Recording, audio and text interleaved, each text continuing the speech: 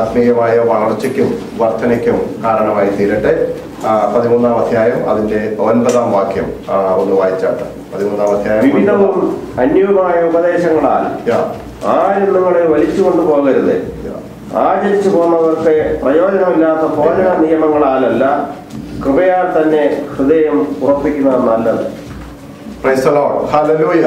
നോക്കുക, എബ്രായ ലേഖനം അതിന്റെ സമാപ്തിയിലേക്ക് വരുമ്പോൾ വിശ്വാസികൾ അത്യന്താപേക്ഷിതം അറിഞ്ഞിരിക്കേണ്ടതും അനുഷ്ഠിക്കേണ്ടതുമായ കാര്യത്തെ അതിന്റെ ലേഖകൻ വളരെ ഊന്നൽ നൽകി ശക്തിയോടുകൂടെ രേഖപ്പെടുത്തിയിരിക്കുന്ന ഒരു ഭാഗമാണ് നമുക്ക് വായിക്കുവാനായിട്ട് കഴിഞ്ഞത്. വിവിധവും അന്യവുമായ ഉപദേശങ്ങളാൽ ആരും നിങ്ങളെ വലിച്ചുകൊണ്ട് പോകുവാൻ ഇടയാകരുത്.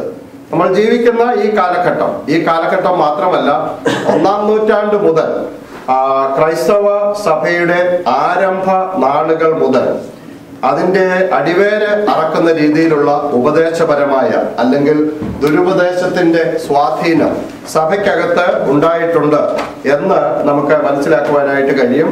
ആ കാലത്തും ഈ കാലത്തും ഏറ്റവും അധികം ദുരുപദേശം വർദ്ധിക്കുമ്പോൾ ഹാനി ഉണ്ടാകുന്നത് ക്രിസ്തുവിന്റെ ദൈവത്വത്തിനാണ്. നമുക്ക് ഇപ്പോൾ ഈ യഹോവ വിറ്റ്നസ് അതുപോലെയുള്ള സഭകൾ, വിവിധങ്ങളായ സഭകൾ, മോർമൻസ്, ഇതുപോലെയുള്ള ഏത് കൾട്ട് അല്ലെങ്കിൽ ദുരുപദേശ സഭകളിലേക്ക് നോക്കിയാലും അവരെല്ലാം ഏറ്റവും ശക്തിയുക്തം എതിർക്കുന്നത് ക്രിസ്തുവിന്റെ ദൈവത്വത്തെയാണ്. എത്ര അപകടകരമായ ഉപദേശങ്ങളിലേക്കാണ് ആളുകൾ വലിച്ചിഴക്കപ്പെടുന്നത് എന്ന് ഓർത്തു നോക്കുക. വളരെ ആകർഷണീയമായ രീതിയിലും വളരെ സാംസ്കാരികമായ ഉന്നതിയിൽ നിൽക്കുന്ന രീതിയിലുമാണ് യഹോവ വിറ്റ്നസ്സുകാർ നമ്മെ ഓരോരുത്തരെയും സമീപിക്കുന്നത്. അവരുടെ വസ്ത്രധാരണ രീതി, അവരുടെ ഇടപെടലുകൾ എല്ലാം വളരെ ആകർഷണീയമായി തോന്നും. എങ്ങനെയെങ്കിലും ഒരു വ്യക്തിയെ അവരുടെ വിശ്വാസത്തിലേക്ക് ആകർഷിക്കുവാൻ കഴിയുമെങ്കിൽ അതിനുവേണ്ടി എന്തും ചെയ്യുവാൻ കഴിയുന്ന രീതിയിലുള്ള പ്രവർത്തന പദ്ധതികളാണ് അവരുടേത്. പഠിപ്പിക്കലിന്റെ അപകടം, ഏറ്റവും വലിയ അപകടങ്ങളിൽ ഒന്ന് നരകമില്ല എന്നാണ് പഠിപ്പിക്കുന്നത്. നോക്കുക, നരകമില്ല എങ്കിൽ പിന്നെ എന്തിനാണ് അവരവരുടെ സഭയിലേക്ക് ആളുകളെ ചേർക്കാൻ നടക്കുന്നത്? അവരവർ നിൽക്കുന്ന മതത്തിൽ നിന്നാൽ മതിയല്ലോ. യേശുക്രിസ്തുവിന്റെ ദൈവത്വത്തെ ചോദ്യം ചെയ്യുന്നത് ക്രൈസ്തവ സഭകൾ എന്ന് പറയുന്നവരുടെ ഇടയിലെ തന്നെ ഒരു പ്രാക്ടീസ് ആണെങ്കിൽ ഹിന്ദുമതം അതിനേക്കാൾ എത്രയോ നല്ലതാണ്. അവരുടെ നിരവധി ദൈവങ്ങളുടെ കൂട്ടത്തിൽ ഒരാളായി ക്രിസ്തുവിനെ അംഗീകരിക്കുവാൻ അവരിൽ ഒട്ടുമിക്ക ആളുകൾക്കും ഒരു ബുദ്ധിമുട്ടുമില്ല. പലതരം ഉപദേശങ്ങൾ, അത് ഗൗരവതരമായ ഉപദേശ പിശകുകളാണ്. എന്നാൽ കാലാകാലങ്ങളിൽ ദൈവവചനത്തെ സമ്പൂർണമായി കാണാതെ, ദൈവവചനത്തിന്റെ സമ്പൂർണമായ വെളിപ്പാട് എന്താണെന്ന് ജനങ്ങൾക്ക് കൊടുക്കാതെ, അതിനകത്ത് ഏതാനും ഭാഗങ്ങളെ മാത്രം വ്യാഖ്യാനിച്ച് മനുഷ്യരെ തെറ്റായ രീതിയിലേക്ക് നടത്തുന്ന ഉപദേഷ്ടാക്കന്മാർ ഈ കാലത്തുമുണ്ട്, എല്ലാ കാലത്തുമുണ്ട്.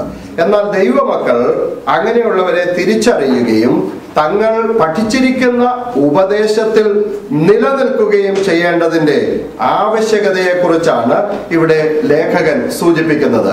എഫേസ്യ ലേഖനം 4-ാം അധ്യായം അതിന്റെ 14-ാം വാക്യം ഒന്ന് വായിച്ചാട്ട്. ഉപദേശത്തിന്റെ ഓരോ കാര്യങ്ങൾ അഴഞ്ഞുള്ള ശിശുക്കളായിരിക്കാതെ നോക്കൂ, നമ്മൾ ക്രിസ്തു എന്ന തലയോളം സകലത്തിലും വളരുന്നവരാകുവാൻ ഇടയാകണം. ഉപദേശത്തിന്റെ ഓരോരോ കാറ്റിനാൽ ആടി ഉലയുന്നവരായി തീരുവാനല്ല. ഇന്ന് ഒരു കാര്യം കേൾക്കുമ്പോൾ അത് ശരിയാണ് എന്ന് പറഞ്ഞ് അതിന്റെ പിന്നാലെ ഓടുക. ഇന്ന് വാക്കാലം ഞാൻ നിങ്ങളോടൊരു കാര്യം പറയാം. കാലാകാലങ്ങളിൽ വളരെ കരിസ്മയുള്ള ലീഡേഴ്സ്, ക്രിസ്ത്യൻ ലീഡേഴ്സായി ഉയർന്നു വരാറുണ്ട്. അവർ രോഗസൗഖ്യത്തെ കുറിച്ച് പ്രസംഗിക്കുന്നവരായിരിക്കും, അല്ലെങ്കിൽ അവരുടെ യോഗത്തിൽ രോഗസൗഖ്യങ്ങൾ ഉണ്ടായി എന്നും ഇരിക്കും. രോഗസൗഖ്യം ക്രൈസ്തവരുടെ ഇടയിൽ മാത്രം നടക്കുന്ന ഒരു സംഭവമായി നമ്മൾ കാണരുത്. മറ്റു മതവിശ്വാസികളുടെ ഇടയിലൊക്കെ രോഗസൗഖ്യം നടക്കുന്നതായി അവരവകാശപ്പെടുന്നുണ്ട്. യേശുദാസിന് കുഞ്ഞുങ്ങളുണ്ടായത് അയാൾ ശബരിമലയിൽ പോയതിനു ശേഷമാണെന്നാണ് അയാൾ തന്നെ പറയുന്നത്. അയാളുടെ കുഞ്ഞുങ്ങളെ ഹൈന്ദവ രീതിയിലാണ് അയാൾ വളർത്തിയിരിക്കുന്നത്. ലോകത്ത് അങ്ങനെ ഒത്തിരി കാര്യങ്ങൾ നടക്കുന്നുണ്ട്. നമ്മൾ ക്രൈസ്തവരായിട്ടിരിക്കുന്നത് ലോട്ടറി എടുക്കുമ്പോൾ അത് അടിക്കാൻ വേണ്ടിയല്ല. നമ്മൾ ക്രൈസ്തവരായിരിക്കുന്നത് ലോകത്തിൽ ഒരു ആകുലതയും ഇല്ലാതെ സമ്പന്നരായി ജീവിക്കാനല്ല. നമ്മൾ ക്രൈസ്തവരായിരിക്കുന്നത് ഈ ലോകത്തിനപ്പുറത്ത് നമുക്കൊരു നിത്യത കർത്താവ് വാഗ്ദാനം ചെയ്തിട്ടുണ്ട്. അവിടേക്ക് നമ്മൾ നയിക്കപ്പെടുന്നവരാകുവാനാണ്. രോഗസൗഖ്യം ആവശ്യമില്ല എന്നാണ് ഞാൻ പറഞ്ഞത്. അതല്ല, രോഗസൗഖ്യം അത്യന്താപേക്ഷിതമായ കാര്യമാണ്. നമ്മൾ നമുക്ക് വേണ്ടി പ്രാർത്ഥിച്ചാൽ കർത്താവ് കേൾക്കും. നമ്മുടെ കൂട്ടു സഹോദരങ്ങൾ നമുക്ക് വേണ്ടി പ്രാർത്ഥിച്ചാൽ കർത്താവ് കേൾക്കും. സഭയിലെ മൂപ്പന്മാരെ വിളിച്ചു വരുത്തി എണ്ണ പൂശി പ്രാർത്ഥിച്ചാൽ കർത്താവ് രോഗസൗഖ്യം നൽകും. ആള് കൂടുന്നിടത്തെല്ലാം പരിശുദ്ധാത്മാവ് ഇറങ്ങുന്നുവെന്ന് തെറ്റിദ്ധരിച്ച് ഒന്നിന്റെയും പുറകെ പോകരുത്. ഒറ്റ ഒരാളിനെ നോക്കാവൂ. അത് വിശ്വാസത്തിന്റെ നായകനുമായ യേശുവിനെ മാത്രമേ നോക്കാവൂ.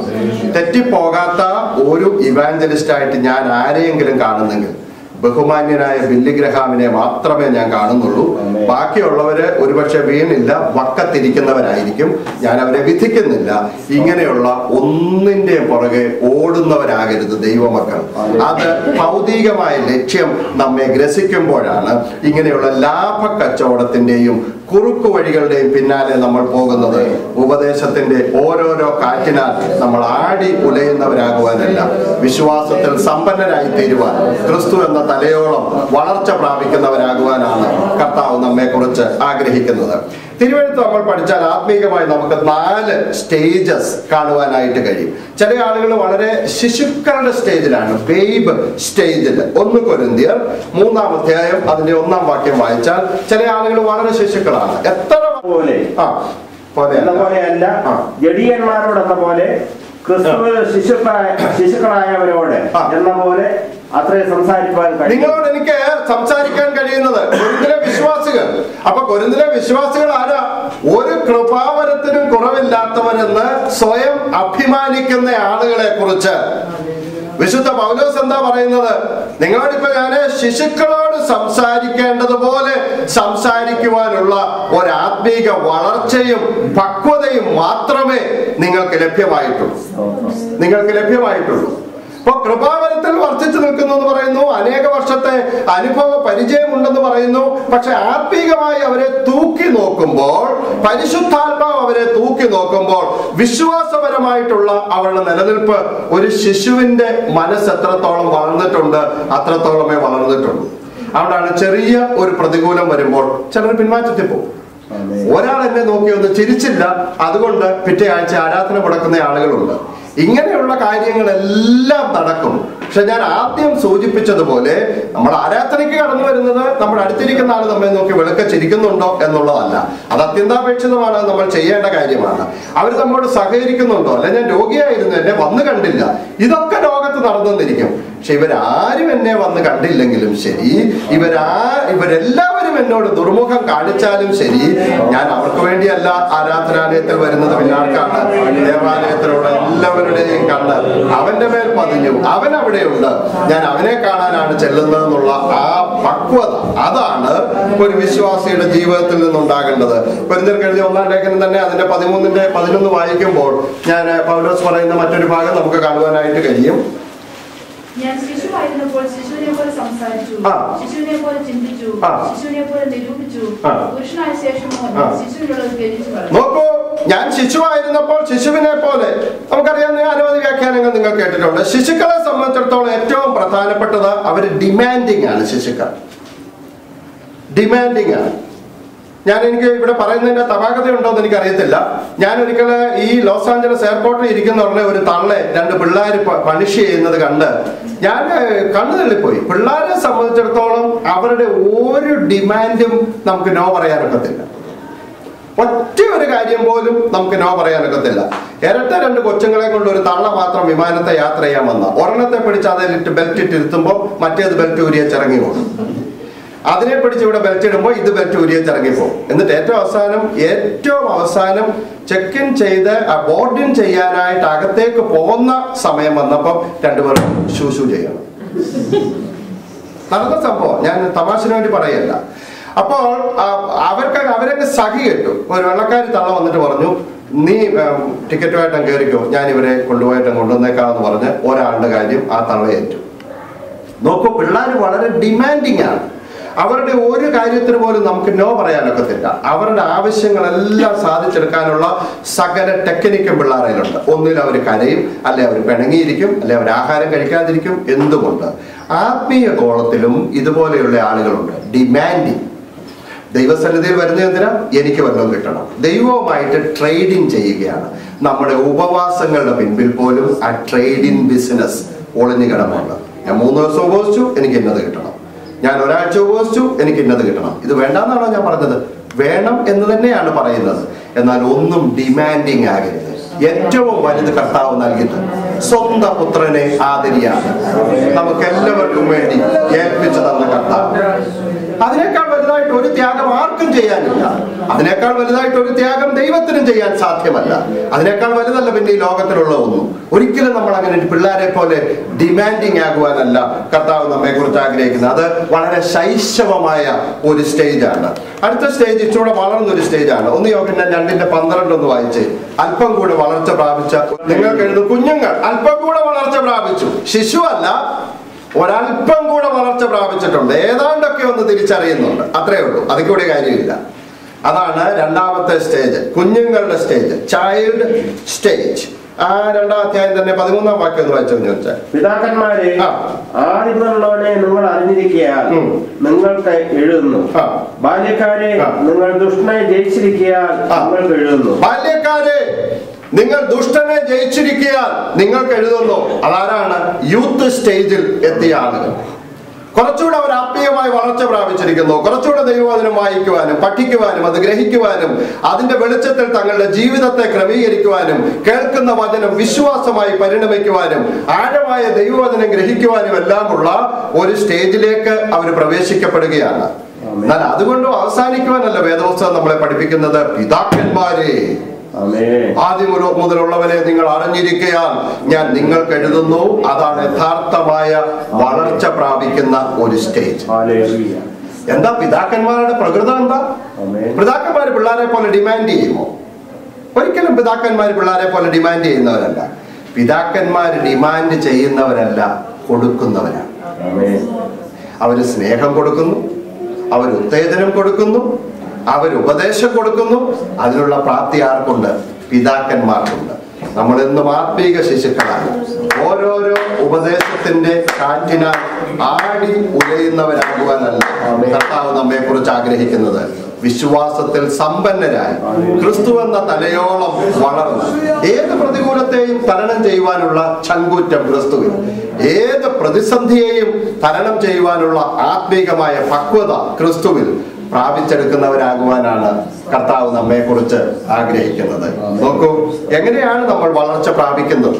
വളർച്ച പ്രാപിക്കണം. എങ്ങനെയാണ് അത് സാധ്യതമാകുന്നത്? എങ്ങനെയാണ് ഈ ആത്മീകമായ വളർച്ച നമുക്കുണ്ടാകുന്നത്? ശൈശവ ആ സാഹചര്യത്തിൽ നിന്ന് എങ്ങനെയാണ് ഒരു പൗരുഷത്തിന്റെ സാഹചര്യത്തിലേക്ക് നമുക്ക് പോകുവാൻ കഴിയുന്നത്?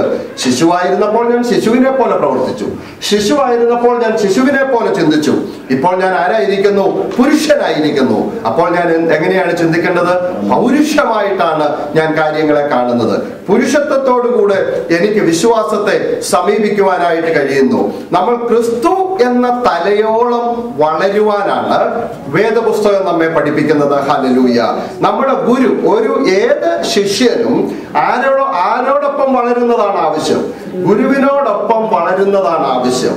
ഗുരുവിനോടൊപ്പം വളരുകയും ഗുരുവിനെ പോലെ ആയിത്തീരുകയും ചെയ്യുന്നതാണ് സുപ്രധാനമായ കാര്യം. ക്രൈസ്റ്റ് ലൈക്ക്നെസ്, ക്രിസ്തുവിനെ പോലെ ആയിത്തീരുക, അതാണ് ഏറ്റവും പ്രധാനപ്പെട്ട കാര്യങ്ങളിൽ ഒന്ന്. അതിശയോക്തിയായി പറയുന്നതായിരിക്കാം, യൂദാ തന്നെ യേശുവിനോട് കൂടെ നടന്നു. എന്നിട്ട് യേശുവിന്റെ ശിഷ്യന്മാരുടെ മധ്യത്തിൽ നിന്ന് യേശുവിനെ തിരിച്ചറിയത്തക്കവണ്ണം അവൻ ചൂണ്ടിക്കാണിച്ചു കൊടുക്കേണ്ടി വന്നത് അവർക്ക് രൂപസാദൃശ്യം ഉണ്ടായിരുന്നു എന്നതുകൊണ്ടാണെന്നാണ് പറയുന്നത്. കാരണം അനേക വർഷങ്ങൾ അവർ ക്രിസ്തുവിനോട് കൂടെ നടന്ന് ഒരു നിശ്ചിത സ്റ്റേജിലെത്തിയപ്പോൾ അവരാരെ പോലെ ആയിരിക്കുന്നു? ക്രിസ്തുവിന്റെ രൂപസാദൃശ്യത്തിലായിരിക്കുന്നു. അതാണ് കർത്താവ് നമ്മെ കുറിച്ച് ആഗ്രഹിക്കുന്നത്. ക്രിസ്തുവിനെ പോലെ ആയിത്തീരുക, ക്രിസ്തുവിന്റെ രൂപത്തിൽ നമ്മൾ ആയിത്തീരുക. എങ്ങനെയാണ് അതാകുന്നത്? എങ്ങനെയാണ് ആകാൻ കഴിയുന്നത്? പത്രോസിന്റെ 1-ാം ലേഖനം 1-ാം അധ്യായം അതിന്റെ 14-15 വാക്യങ്ങൾ ഒന്ന് വായിച്ചാട്ട്.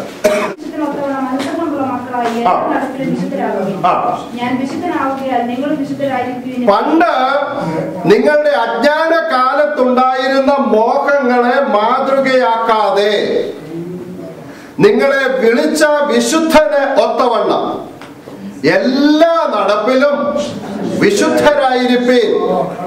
എന്താ പണ്ട് നിങ്ങളുടെ അജ്ഞാന കാലത്തുണ്ടായിരുന്ന മോഹങ്ങൾ? അറിയായ്മയുടെ കാലത്തെ ദൈവം ഗണ്യമാക്കാതെ ഇപ്പോൾ എല്ലായിടത്തും എല്ലാവരും മാനസാന്തരപ്പെടണമെന്ന് സർവശക്തനായ ദൈവം ആവശ്യപ്പെടുന്നു. നമ്മൾ മാനസാന്തരപ്പെടുന്നതിന് മുമ്പ് നമുക്കൊരു പ്രകൃതമുണ്ടായിരുന്നു. മാനസാന്തരപ്പെടുന്നതിന് മുമ്പ് നമുക്കൊരു പ്രകൃതമുണ്ടായിരുന്നു. എന്താ പ്രകൃതം? നമ്മളോട് ഒരാൾ കോപിച്ചാൽ നമ്മൾ തിരിച്ചു കോപിക്കും. സാധാരണ നമ്മൾ ലോകമനുഷ്യ എന്നോട് അവന്റെ കളി എന്ന് ചില ആളുകൾ പറയുന്നത് കേട്ടിട്ടുണ്ട്. അപ്പൊ അതൊരു ലോകമനുഷ്യന്റെ പ്രയോഗമാണത്. ഒരു ദൈവവൈതലിന്റെ പറ്റിയതല്ല. കാരണം ദൈവവൈതൽ എവിടെ നിൽക്കുന്നത് ഞാനത് പിന്നാലെ പറയാം. അല്ലെങ്കിൽ എന്നോട് എന്തെങ്കിലും ചെയ്താൽ ഞാൻ അവന് 7 ഇരട്ടി പകരം കൊടുക്കും എന്ന് പറയുന്നത് ദൈവമക്കളുടെ പ്രമാണമല്ല. ക്രിസ്തു ആ പ്രമാണമല്ല നമ്മളെ കാണിച്ചത്. ആ പ്രമാണം അനുവർത്തിക്കുവാനല്ല വേദപുസ്തകം നമ്മെ പഠിപ്പിക്കുന്നത്. പണ്ട് നിങ്ങളുടെ അജ്ഞാന കാലത്തുണ്ടായിരുന്ന മോഹങ്ങളെ മാതൃകയാക്കാതെ നിങ്ങളെ വിളിച്ച വിശുദ്ധനൊത്തവണ്ണം എല്ലാ നടപ്പിലും നമ്മളുടെ എല്ലാ പ്രവൃത്തികളിലും നമ്മുടെ ജീവിതചര്യകളിൽ എല്ലായിടത്തും എങ്ങനെയായിരിക്കണമെന്ന വിശുദ്ധരായിരിപ്പീൻ. വിശുദ്ധിയെ തികയ്ക്കുവാനുള്ള ഒരാത്മവാഞ്ച ദൈവമക്കൾക്കുണ്ടായിരുന്നു. അലക്കി തേച്ച് സൂപ്പർ വൈറ്റ് ഉടുപ്പിടുന്ന കാര്യമല്ല ഞാൻ പറഞ്ഞത്. ജീവിത വിശുദ്ധി, ജീവിതമാകുന്ന വസ്ത്രം. ഉടുപ്പ് മലിനമാകാത്ത കുറെ പേർ നിനക്ക് സർദീസിലുണ്ട്. ജീവിത വിശുദ്ധി സൂക്ഷിക്കണം. ജീവിത വിശുദ്ധി എന്ന് പറയുമ്പോൾ നമ്മൾ വിചാരിക്കും പുരുഷനും സ്ത്രീയും തമ്മിലുള്ള ബന്ധമാണ് അതിൻ്റെ അകത്ത് ഏറ്റവും വലിയ കാര്യമായിട്ട് നമ്മൾ വിചാരിക്കുന്നത്. സുപ്രധാനമായ കാര്യമാണ്. പക്ഷെ അത് മാത്രമല്ല, ജീവിതത്തിന്റെ സമസ്ത മേഖലകളിലും, കൊടുക്കൽ വാങ്ങലുകളിൽ, നമ്മുടെ ജോലി സ്ഥലത്തെ ഇടപാടുകളിൽ, എവിടെയൊക്കെ നമുക്ക് ഇടപെടലുകളുണ്ടോ അവിടെയെല്ലാം വിശുദ്ധി നമ്മുടെ മാനദണ്ഡമായിരിക്കണം. ക്രിസ്തു നമ്മുടെ മാതൃകാ പുരുഷനായിരിക്കണം. ആ തലയോളം നമ്മൾ വളർത്തപ്പെടുന്നവരാകുവാനാണ് കർത്താവ് നമ്മെ കുറിച്ച് ആഗ്രഹിക്കുന്നത്. 1 യോഹന്നാൻ 2:6 വായിക്കാം. അവനിൽ വസിക്കുന്നു എന്ന് പറയുന്നവൻ അവൻ നടന്നതുപോലെ നടക്കേണ്ടതാകുന്നു. ഞാൻ നിങ്ങളോട് ഒരിക്കൽ മുമ്പ് പറഞ്ഞതാണ്. ഞാൻ ഒരിക്കൽ ഒരു സ്ഥലത്ത് എന്ന് പ്രസംഗിച്ചപ്പോ എന്നോട് ചോദിച്ചു, ഇന്നാളുടെ മോനാണോ എന്ന് ചോദിച്ചു. കാരണം എങ്ങും തൊടാതെ എന്റെ ഫാദറിന്റെ ഇംപ്രിന്റ്, ആ ജീനിയോളജിക്കൽ ഐഡന്റിറ്റി എന്നിലുണ്ട്. അപ്പൊ അതറിയാവുന്നവർക്ക് തിരിച്ചറിയാം. നീ ക്രിസ്തുവിന്റെ അനുയായിയാണെങ്കിൽ നിന്റെ വാക്കുകൊണ്ട് അത് തിരിച്ചറിയുവാൻ പറ്റും. പത്രോസിന്റെ വാക്ക് കേട്ടപ്പോൾ തന്നെ ആ വേലക്കാരി പെണ്ണ് പറഞ്ഞത് എന്താണെന്ന് അറിയാമോ? നിന്റെ വാക്ക് കേട്ടാൽ അറിയാം നീ അവന്റെ കൂടെ ഉള്ളവനായിരുന്നു. നിനക്ക് നിന്റേതായ ഒരു ആക്സെന്റ് ഉണ്ട്, നിനക്ക് നിന്റേതായ ഒരു ലൈഫ് സ്റ്റൈലുണ്ട്. റജി എടുത്ത പോലെ മീശ എടുക്കുന്നതല്ല, ക്രിസ്തുവാണ് നമ്മളുടെ മാതൃകാ പുരുഷൻ. നമ്മളുടെ നടപ്പ് കാണുന്നു. ഞാൻ നിങ്ങളോട് പറഞ്ഞിട്ടുണ്ടോ എന്ന് എനിക്കറിയത്തില്ല, ഉണ്ടെങ്കിൽ ആവർത്തനമാണെങ്കിൽ ക്ഷമിക്കുക. അമേരിക്കയിൽ വന്ന് കുടിയേറി പാർത്ത ഒരു മനുഷ്യൻ, അയാൾ ഇവിടെ കുടിയേറി വന്നതാണ് ഇംഗ്ലണ്ടിൽ നിന്ന്. അയാൾ ഈ രാജ്യത്ത് വന്നു, അയാൾ ഇവിടെ ജീവിച്ചു, ഇവിടെയുള്ള ഒരു സ്ത്രീയെ വിവാഹം കഴിച്ചു, അയാൾക്ക് ഇവിടെ വെച്ച് മക്കളുണ്ടായി. അയാൾ മരിച്ചുപോയി. അയാളുടെ ഒരു മകൻ, അയാളുടെ പേര് സ്റ്റീഫൻസൺ എന്നാണ്. ആ വ്യക്തിക്ക് അയാളുടെ അപ്പൻ ജനിച്ച സ്ഥലം പോയി കാണണം, അയാളുടെ അപ്പൻ ജനിച്ച ആ വീട് കാണണം എന്നൊരു മോഹം. പക്ഷെ അപ്പൻ മരിച്ചുപോയി. അതുകൊണ്ട് വ്യക്തമായ ഒരു ധാരണയില്ല എവിടാണ്. കുടുംബ സദസ്സുകളിലൊക്കെ പറഞ്ഞു കേട്ട ഒരറിവ് വെച്ച് ആ ചെറുപ്പക്കാരൻ ഇംഗ്ലണ്ടിൽ അയാളുടെ അപ്പൻ താമസിച്ചു എന്ന് വിശ്വസിക്കപ്പെടുന്ന സ്ഥലങ്ങളിൽ പലയിടത്തും അയാൾ കയറി ഇറങ്ങി നടന്ന് പലരോടും ചോദിച്ചു. സ്റ്റീഫൻസൺ എന്ന് പേരുള്ള, അയാളുടെ അപ്പന്റെ പേരും സ്റ്റീഫൻസൺ എന്ന് തന്നെയാണ്. സ്റ്റീഫൻസൺ എന്ന് പേരുള്ള ഒരു മനുഷ്യൻ ഇവിടെ എവിടെയോ ജീവിച്ചിരുന്നു, നിങ്ങൾക്ക് എവിടെയാണെന്ന് അറിയാമോ? പുതിയ തലമുറയിൽപ്പെട്ട പല ആളുകളും പറഞ്ഞു ഞങ്ങൾക്കറിയത്തില്ല, ഞങ്ങൾ അങ്ങനെ ഒരാളിനെ കണ്ടിട്ടില്ല, കേട്ടിട്ടില്ല. അങ്ങനെ അയാൾ പല വീടുകൾ തിരക്കി ഇങ്ങനെ നടന്നു പോകുമ്പോൾ പുറകിൽ നിന്നൊരാൾ കൈകൊട്ടി അയാളെ വിളിച്ചു, സ്റ്റീഫൻസൺ നീ അവിടെ നിൽക്കാട്ടോ. അയാൾ ഓടി ഈ മനുഷ്യന്റെ അടുക്കൽ വന്നു. എന്നിട്ട് ഈ സ്റ്റീഫൻസൺ എന്ന് പേരുള്ള മനുഷ്യനെ മറ്റേ അയാളോട് ചോദിച്ചു, നീ എങ്ങനെ എന്നെ തിരിച്ചറിഞ്ഞെന്ന് ചോദിച്ചു. ഉടനെ അയാൾ പറഞ്ഞു, അനേക വർഷങ്ങൾക്ക് മുമ്പ് സ്റ്റീഫൻസൺ എന്ന് പറഞ്ഞൊരു മനുഷ്യൻ ഇവിടെ ജീവിച്ചിരുന്നു. നീ അയാൾ നടക്കുന്നത് പോലെ തന്നെയാണ് നടക്കുന്നത്. അത് കണ്ടപ്പോൾ, നിന്റെ നടപ്പ് കണ്ടപ്പോൾ ഞാൻ അയാളെയാണ് ഓർത്തത്. നിന്റെ നടപ്പ് കാണുമ്പോൾ ആളുകൾ ക്രിസ്തുവിനെ ഓർക്കുവാനിടയാണ്. ലോകം വായിക്കുന്ന വേദപുസ്തകമാണ് ഒരു ദൈവ പൈതൽ. ലോകം വായിക്കുന്ന സുവിശേഷമാണ് ഒരു ദൈവ പൈതൽ. നിങ്ങൾ ക്രിസ്തുവിൽ വസിക്കുന്നു എന്ന് അവകാശപ്പെടുന്നുവെങ്കിൽ ക്രിസ്തു നടന്നതുപോലെ നിങ്ങൾ നടക്കേണ്ടതാകുന്നു. ഹല്ലേലൂയ. ഗലാത്യ ലേഖനം 5-ാം അധ്യായം അതിന്റെ 16-ാം വാക്യം. അനുസരിച്ച് നടപ്പീൻ. ദൈവത്തിന്റെ വിശുദ്ധി. എന്നാൽ നിങ്ങൾ ജഡത്തിന്റെ പ്രവൃത്തി മോഹം നിവർത്തിക്കയില്ല. അപ്പോൾ നമ്മൾ ദൈവത്തിന്റെ വിശുദ്ധി കാക്ഷിക്കുന്നവരായിരിക്കണം. അത് ജീവിതത്തിൽ പ്രാവർത്തികമാക്കുന്നവരായിരിക്കണം. ക്രിസ്തു നടന്നതുപോലെ നടക്കുവാനുള്ള മനസ്സുള്ളവരായിരിക്കണം. ആത്മാവിനെ അനുസരിച്ച് നടക്കുന്നവരായിരിക്കണം. അപ്പോൾ നിങ്ങൾ എന്ത് ചെയ്യുകയില്ല? ജഡത്തിന്റെ ഇച്ഛ, മോഹം നിങ്ങളിൽ സഫലമാവുകയില്ല. ജഡത്തിന്റെ ഇച്ഛയും ആത്മാവിന്റെ ഇച്ഛയും തമ്മിലുള്ള വടംവലി എല്ലാ മനുഷ്യ ജീവിതത്തിലുമുണ്ട്. അതിൽ ആ ജഡത്തിന്റെ ഇച്ഛയെ നമ്മൾ അതിജീവിക്കണമെങ്കിൽ ആത്മാവിന്റെ ആ ഏർജ്, ആത്മാവിന്റെ ആ ഉത്തേജനം, ആത്മാവിന്റെ ആ പുഷ്, അതിനനുസരിച്ച് നമ്മൾ ജീവിക്കുന്നവരായിരിക്കണം. അതാണ് കർത്താവ് നമ്മെ കുറിച്ച് ആഗ്രഹിക്കുന്നത്. 4-ാമത്തെ കാര്യം, ഫിലിപ്പിയ ലേഖനം 2-ാം അധ്യായം അതിന്റെ 3 മുതലുള്ള വാക്യങ്ങളൊന്ന് വായിച്ചാട്ട് എങ്ങനെ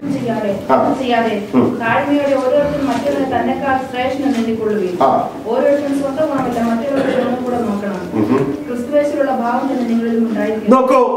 ക്രിസ്തുവേശുവിൽ നടക്കുന്നത് പോലെ ക്രിസ്തുവേശുവിലുള്ള ഭാവം ഉണ്ടായിരിക്കണം. മാത്രമല്ല ഒരിക്കലും നമ്മൾ അഹങ്കാരികളാകരുത്. ഉണ്ടല്ലോ ആ പ്രൈഡ് സ്വഭാവം. എന്നെ കവിഞ്ഞാരുമില്ല. ലോകത്താരും പറയുന്നത് ഞാൻ കേൾക്കുകയില്ല. ആ ഒരു പ്രൈഡ് സ്വഭാവം അല്ല. ഓരോരുത്തൻ മറ്റുള്ളവരെ തന്നേക്കാൾ ശ്രേഷ്ഠനെന്ന് എണ്ണുകയും ആളിൽ നിന്ന് പഠിക്കുവാനുള്ള മനസ്സ് നമ്മൾ ഉള്ളവരായിരിക്കണം. അത് നമ്മെ ആത്മീകമായി വളർത്തുവാൻ പര്യാപ്തമായ കാര്യമാണ്. 5-ാമതായി പറയുവാനുള്ളത് being consistently obedient to the word of God. ദൈവവചനം അതായിരിക്കണം നമ്മുടെ വഴികാട്ടി. ദൈവവചനം നമ്മുടെ കാലുകൾക്ക് ദീപവും പാതയ്ക്ക് പ്രകാശവുമാണ്. ഇരുട്ടിൽ നടക്കുന്നവന് ഇടറി വീഴുന്നു, വെളിച്ചത്തിൽ നടക്കുന്നവന് ഇടറി വീഴേണ്ട ആവശ്യമില്ല. എന്താ കാരണം? അവന്റെ മുമ്പിൽ വെളിച്ചമാണ്. തിരുവഴുത്ത് നമ്മുടെ മുമ്പിൽ വെളിച്ചമായി നിലനിൽക്കാൻ. അതിനൊന്നാമത് ആവശ്യമായിരിക്കുന്നത് ദൈവത്തിന്റെ വചനം ദൈവവചനമാണ്, ജീവനും ചൈതന്യവും ഉള്ളതാണെന്നുള്ള ഉത്തമമായ ബോധ്യം നമുക്കുണ്ടായിരിക്കണം. ഉത്തമമായ ബോധ്യം നമുക്കുണ്ടായിരിക്കണം. 2 തിമോത്തിയോസ് 3-ാം അധ്യായം അതിന്റെ 16-17 വാക്യം ഒന്ന് വായിച്ചാൽ, ജാതികളുടെ ഇടയിൽ പ്രസംഗിക്കപ്പെട്ടു, ലോകത്തിൽ വിശ്വസിക്കപ്പെട്ടു, തേജസ്സിൽ എടുക്കപ്പെട്ടു എന്നിങ്ങനെ ദൈവഭക്തിയുടെ മർമ്മം സമ്മതമാവണ്ണം വലിയതാകുന്നു. എല്ലാ തിരുവഴുത്തും ദൈവശ്വാസീയമാകിയാൽ ദൈവത്തിന്റെ മനുഷ്യൻ സകല സൽപ്രവർത്തിക്കും വക പ്രാപിച്ച് തികഞ്ഞവനാകേണ്ടതിനും ഉപദേശത്തിനും ശാസനത്തിനും ഗുണീകരണത്തിനും നീതിയിലെ അഭ്യാസത്തിനും പ്രയോജനമുള്ളതാണ്. നോക്കൂ, എല്ലാ തിരുവഴുത്തും ദൈവശ്വാസീയമാണ്. അപ്പൊ ഈ ദൈവത്തിന്റെ വചനം നമ്മൾ വായിക്കുമ്പോൾ ജീവനുള്ള ദൈവത്തിന്റെ ആ ആവിയാണ് നമ്മളിലേക്ക് പകരപ്പെടുന്നത്. എല്ലാ തിരുവഴുത്തും ദൈവശ്വാസീയമാകിയാൽ ദൈവത്തിന്റെ മനുഷ്യൻ സകല സൽപ്രവർത്തിക്കും വക പ്രാപിച്ച് തികഞ്ഞവനാകേണ്ടതിന് ഉപദേശത്തിനും ശാസനത്തിനും ഗുണീകരണത്തിനും നീതിയിലെ അഭ്യസനത്തിനും പ്രയോജനമുള്ളതാകും. ഈ ദൈവവചനം നമ്മെ ദിനം തോറും മുമ്പോട്ട് നയിക്കുന്ന വെളിച്ചമായിരിക്കണം. തെറ്റും ശരിയും തരംതിരിക്കാൻ നമ്മെ പര്യാപ്തമാക്കുന്നത് എന്താണ്? ദൈവത്തിന്റെ വചനമാണ്. ഒരു കാര്യം തെറ്റാണ്, ഒരു കാര്യം ശരിയാണ് എന്ന് നമ്മൾ മനസ്സിലാക്കുന്നത് ഏത് നിയമ വ്യവസ്ഥയുടെ വെളിച്ചത്തിലാണ്? ദൈവവചനമാണ് അതിന്റെ യഥാർത്ഥ അടയാളം. എല്ലാ തിരുവഴുത്തും ദൈവശ്വാസീയമാണ്. സൽപ്രവർത്തിക്ക് വക നൽകുന്നു, ശാസനത്തിന്, ഗുണീകരണത്തിന്, നീതിയിലെ അഭ്യസനത്തിന്. ഇപ്പൊ തിമോത്തിയോസിനോട് തന്നെ പൗലോസ് പറയുമ്പോൾ അദ്ദേഹം പറയുന്ന ഒരു കാര്യമുണ്ട്. അത് 3:14 വായിക്കുമ്പോൾ നമുക്ക് മനസ്സിലാക്കുവാനായിട്ട് കഴിയും. നിന്നെ രക്ഷയ്ക്ക് ജ്ഞാനിയാക്കുവാൻ മതിയായ തിരുവെഴുത്തുകളെ ബാല്യം മുതൽ അറിയുകയും ചെയ്യുന്നത് കൊണ്ട് പഠിച്ചും നിശ്ചയം പ്രാപിച്ചും ഇരിക്കുന്നതിൽ നിലനിൽക്കും. നോക്കൂ, അപ്പോൾ തിമോത്തിയോസിനെ കുറിച്ച് അഭിമാനപൂർവം പൗലോസ് പറയുകയാണ്, നിന്നെ കുറിച്ച് എനിക്ക് പ്രശംസനീയമായ ഒരു കാര്യമുണ്ട്. എന്താ അത്? നീ ഈ തിരുവെഴുത്ത് ബാല്യം മുതൽ പഠിച്ചവനാണ്. ദൈവത്തിന്റെ വചനം പഠിക്കുവാൻ ലഭ്യമാകുന്ന അവസരം ഭാഗ്യകരമായ അവസരമാണ്. ഞാൻ ഈ പുസ്തകത്തിലെ വാക്കുകൾ വായിച്ചു കേൾക്കുന്നവനും കേൾപ്പിക്കുന്നവനും എല്ലാം ഭാഗ്യശാലികളാണ്. അപ്പൊ നിനക്കത് ബാല്യത്തിലെ നിന്റെ അമ്മയിൽ നിന്നും വല്യമ്മയിൽ നിന്നും തിരുവെഴുത്ത് പഠിക്കുവാൻ അവസരമുണ്ടായി.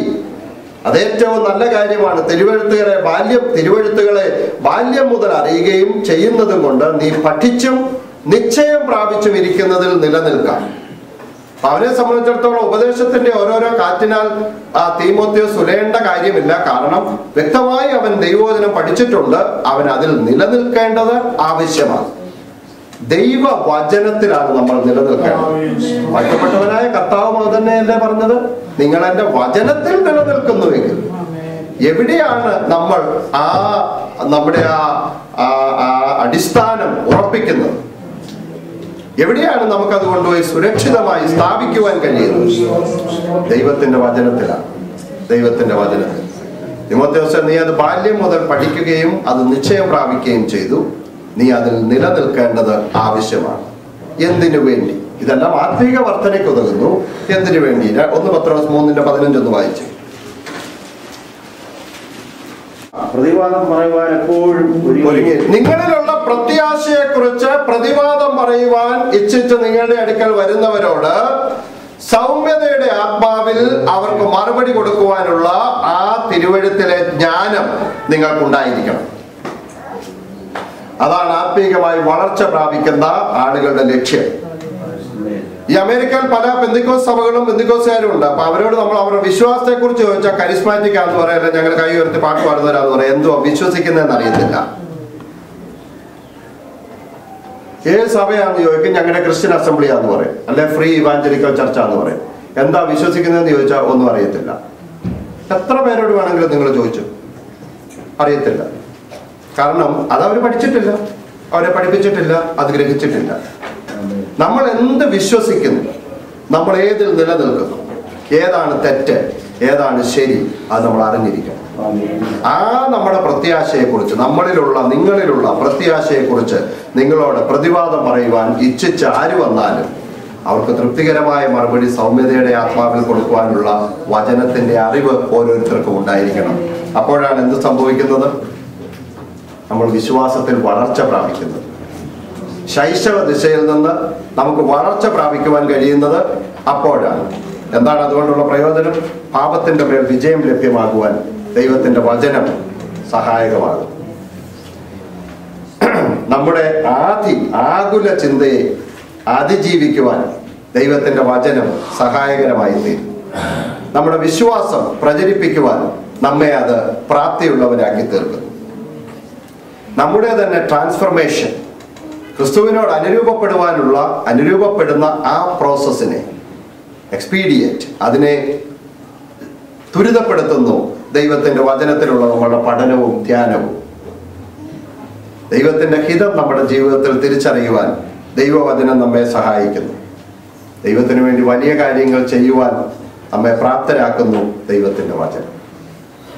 ഇനിയും നമ്മൾ ആദ്യം വായിച്ച എബ്രായ ലേഖനത്തിൽ നിന്ന് വായിച്ച ആ വേദഭാഗത്തിന്റെ 2ാം ഭാഗം പറയുന്നത്, ആചരിച്ചു വരുന്നവർക്ക് ഒരു പ്രയോജനവുമില്ലാത്ത ഭോജന നിയമങ്ങളിൽ ഇനിയും നിങ്ങൾ ആശ്രയിക്കരുത്. എന്താ അതിന്റെ അർത്ഥം? ഞാൻ ആദ്യ ദിവസങ്ങളിൽ തന്നെ നിങ്ങളോട് പറഞ്ഞതാണ്, എബ്രായ ക്രൈസ്തവരായിട്ടുള്ളവർക്ക്, എബ്രായ വിശ്വാസത്തിൽ നിന്ന്, യഹൂദന്മാരായിട്ടുള്ളവരിൽ നിന്ന് ക്രിസ്തുമതം സ്വീകരിച്ച ആളുകൾക്ക് യെരുശലേം ദേവാലയത്തിലെ ആരാധനയും യെരുശലേം ദേവാലയത്തിൽ നടക്കുന്ന വിവിധ കാര്യങ്ങളും വളരെ ശ്രേഷ്ഠമാണെന്ന് തോന്നുന്ന ഒരു സാഹചര്യം വന്നപ്പോഴാണ് അവരെ ക്രിസ്തുവിൽ ഉറപ്പിക്കുന്നതിന് വേണ്ടി ഈ ലേഖനം എഴുതിയത്. അപ്പോൾ അദ്ദേഹം പറയുന്നത് എന്താ? അത് ആചരിച്ചു പോകുന്നവർക്ക് ഒരു പ്രയോജനവും ഉണ്ടായില്ല. ഒരു പ്രയോജനവും ഉണ്ടാകാത്ത അങ്ങനെയുള്ള ഭോജന നിയമങ്ങളെ, അല്ലെങ്കിൽ ആ യാഗത്തിന്റെയും പഴയ നിയമത്തിന്റെ ആചാര അനുഷ്ഠാനങ്ങളിലേക്കും നിങ്ങൾ ഇനിയും ആകർഷിക്കപ്പെടാതെ കൃപയിൽ ആശ്രയിച്ചു. കൃപയിൽ തന്നെ നിങ്ങൾ ആശ്രയിച്ചു കൊള്ളുക. നമ്മുടെ വാഴ്ത്തപ്പെട്ടവനായ കർത്താവ് അധ്വാനിക്കുന്നവരും ഭാരം ചുമക്കുന്നവരുമായുള്ളവരെ നിങ്ങൾ എല്ലാവരും എൻ്റെ അടുക്കിലേക്ക് വരുവീൻ, ഞാൻ നിങ്ങളെ ആശ്വസിപ്പിക്കും എന്ന് വിളിച്ചു പറഞ്ഞു. ആത്മീകമായി യഹൂദന്മാർ അനുഭവിച്ചു വന്ന വലിയ പീഡനമുണ്ട്. 3 വിധ ദശാംശമാണ് പഴയ നിയമ യഹൂദന്മാർക്ക് കൊടുക്കേണ്ടിയിരുന്ന 3 ദശാംശം. ഒന്നല്ല, ഒന്നാണെങ്കിൽ എങ്ങനെയെങ്കിലും സഹിക്കായിരുന്നു. 3 ദശാംശം കൊടുക്കണം ഒരു വർഷം. അങ്ങനെ വലിയ ഭാരം. നമ്മുടെ വാഴ്ത്തപ്പെട്ടവനായ കർത്താവിനെ പോലും ദേവാലയത്തിന്റെ ചുങ്കം പിരിക്കുന്നതിന് വേണ്ടി അവർ സമീപിച്ചു. എന്നിട്ട് കയ്യിൽ കാശില്ലാഞ്ഞിട്ട് ചൂണ്ടയിട്ട് അതിൽ നിന്ന് കിട്ടിയത് കൊണ്ട് കൊടുക്കേണ്ടി വന്നു. അത്ര വലിയ ഭാരമാണ് ജനങ്ങളുടെ മേൽ പഴയ നിയമം വെച്ചിരുന്നത്. ഇങ്ങനെ ഒരാൾ പറഞ്ഞിട്ടുണ്ട്, ഒരു വിധവയ്ക്ക് ഒരാടുണ്ടായിരുന്നു. ഒരു വിധവയ്ക്ക് അല്പം നിലമുണ്ടായിരുന്നു. അവരാ നിലം ഉഴാനായിട്ട് തീരുമാനിച്ചപ്പം പഴയ നിയമത്തിന്റെ വ്യവസ്ഥ കാളയെയും കഴുതയെയും ചേർത്ത് അതിനെ ഉഴരുത് നിയമം. വിതയ്ക്കാനായിട്ട് തീരുമാനിച്ചപ്പോൾ 2 ഇനം വിത്ത് വിതയ്ക്കരുത് നിയമം. കൊയ്യാൻ ഉള്ള സമയമായപ്പോൾ നിയമം ഇതാണ് പറയുന്നത്, മറന്നുപോയ കറ്റ തിരിച്ചുപോയി എടുക്കരുത്, അറ്റം ചേർത്ത് കൊയ്യരുത്. അതാണ് നിയമം.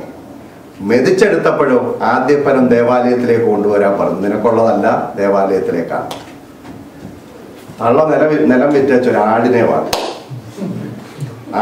വാങ്ങിച്ച് രോമം കത്തിരിക്കുന്ന സമയം വന്നപ്പോ പറഞ്ഞു, ആദ്യം കത്തിരിച്ചെടുക്കുന്ന ദേവാലയത്തിൽ കൊണ്ടുവരാൻ പറഞ്ഞു.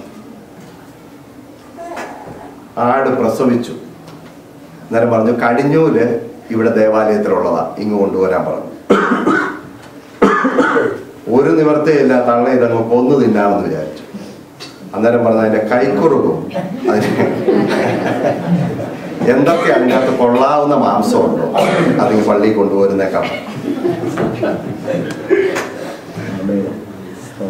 അതാണ് പഴയ നിയമത്തിന്റെ ഭാരം. പുതിയ നിയമത്തിൽ നിനക്ക് ഈ ഭാരമൊന്നും. ഇത് കൃപയുടെ കാലയളവ്. നീ ആശ്രയിക്കേണ്ടത് എന്തിനാണ്? കൃപയിൽ ആശ്രയിക്കും. കൃപ പാപം ചെയ്യാനുള്ള ലൈസൻസ് അല്ല.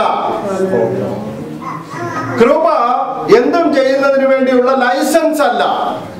പിന്നെ കൃപ എന്താണ്? കൃപ നിനക്ക് നേടിയെടുക്കുവാൻ കഴിയാത്ത വലിയ പാപഭാരം യേശുവിന്റെ രക്തത്താൽ അവൻ സ്വന്തമായി വഹിച്ച് നിന്നോട് സ്വാതന്ത്ര്യമുള്ളവരായി പൊക്കോളാൻ പറഞ്ഞു. അതുകൊണ്ട് നിന്റെ ഈ വക യാഗങ്ങളോ ഈ വക ഒന്നും എന്റെ ദൈവത്തിന് ആവശ്യമില്ല. അവൻ നിന്നോട് ചോദിക്കുന്നത് നീ കൃപയിൽ ആശ്രയിക്കുക എന്നുള്ളതാണ്. അവൻ നിന്നോട് ചോദിക്കുന്നത് നിന്റെ ഹൃദയം നീ അവന് കൊടുത്ത് നീ ദൈവവുമായി നിരപ്പ് പ്രാപിക്കുക എന്നുള്ളതാണ് നമ്മുടെ കർത്താവിന്റെ ആഗ്രഹം. ഒരു വർഷത്തിന്റെ അവസാന സമയത്ത് നമ്മൾ വന്നു നിൽക്കുമ്പോൾ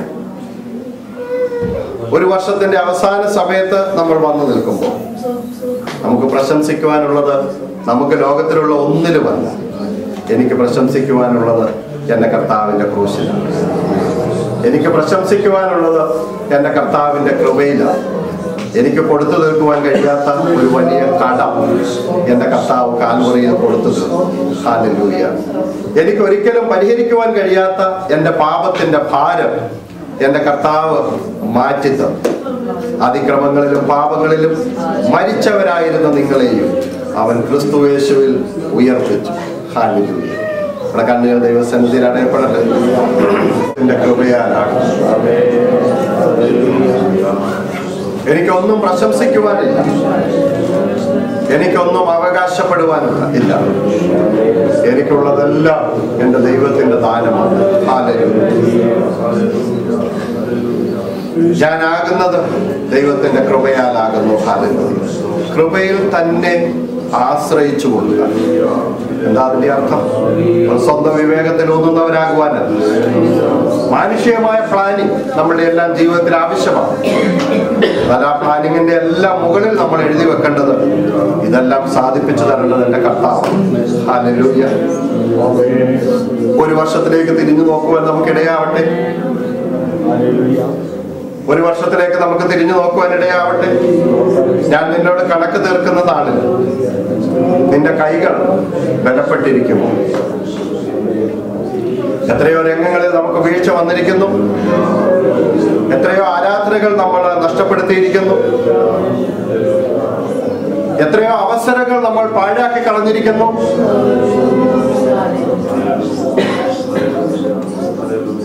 ഇന്ന് പകൽക്കാലം പരിശുദ്ധാത്മാവ് നമ്മുടെ ഹൃദയത്തിൽ ക്രിയ ചെയ്യുന്ന ഒരു പകൽക്കാലമായി തീരുവാനിടയാകട്ടെ. നിഷ്ക്രിയമായ ഒരു ക്രിസ്തീയ ജീവിതം നയിക്കുവാൻ നമുക്ക് ഒരിക്കലും ഇടയാകരുത്. Hallelujah, hallelujah, hallelujah, hallelujah.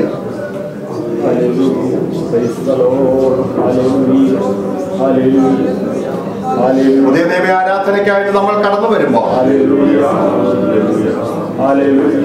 നമ്മുടെ കർത്താവ് നോക്കുന്നത് നമ്മുടെ ഹൃദയത്തിലേക്കാണ്.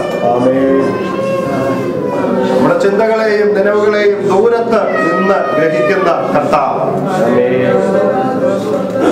ഇന്നുകാലം സകലത് പറയുന്ന കർത്താവിന്റെ സന്നിധാനത്തിൽ നമ്മൾ ആയിരിക്കുന്നു. ഞാൻ ഉഷസ്സിൻ ചിറക് ധരിച്ച് സമുദ്രത്തിന്റെ അറ്റത്ത് ചെന്ന് പാർത്താൽ അവിടെയും നിന്റെ കണ്ണ് എന്നെ കാണും.